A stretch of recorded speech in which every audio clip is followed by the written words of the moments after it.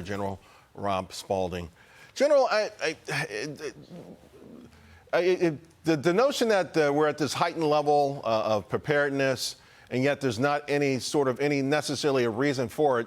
I understand not wanting to alarm the public, but that might alarm the public.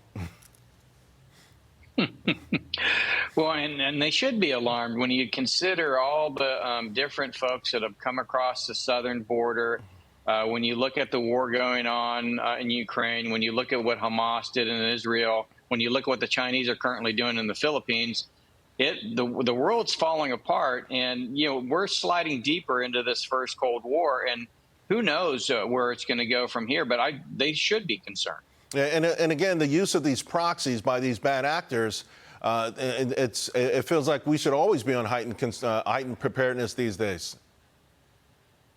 Well, absolutely, and you have, you've had people rolled up that basically supporting ISIS that came across the southern border, and so my concern is you have sleeper cells here in the country that can be activated, and who knows, by what entity, by the Russians, the Iranians, or even the Chinese. You have tens of thousands of Chinese that are coming across the border as well. So these are all things that, and also our infrastructure is getting attacked on a daily basis. We're getting hacked.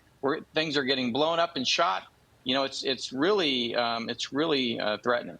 General, I'd like you to take a listen to former U.S. CENTCOM Commander General Kenneth McKenzie. He joined Neil yesterday on this threat. Let's take a listen. Violent extremist organizations and ISIS Khorasan group in particular, fundamental to their view of the world is the intent to attack the United States. We saw a successful attack carried out just outside Moscow a couple of months ago. There's no reason to believe that we're exempt from that threat. So I think it's probably just prudent planning by our intelligence community and the Department of Defense. General, you just echoed more or less the same. The question is these sleeper cells. What could potentially activate them, and just at what point should the public be told to be on guard? Well, I think we should be on guard now. I think, I am on guard every single day because of my concern about who's in our country. We don't know anymore.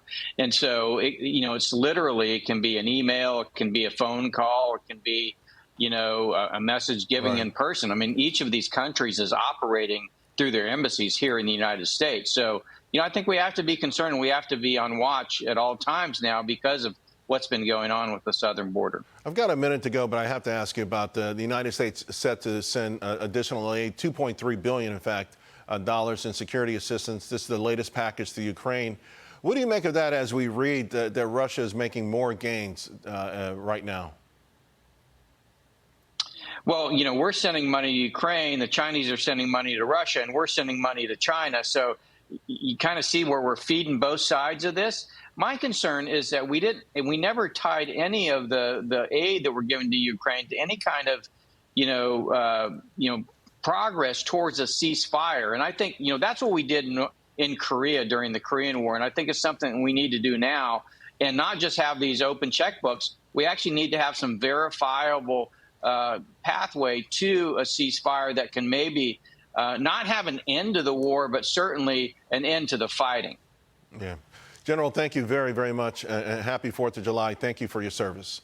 Hey, Sean Hannity here. Hey, click here to subscribe to Fox News YouTube page and catch our hottest interviews and most compelling analysis. You will not get it anywhere else.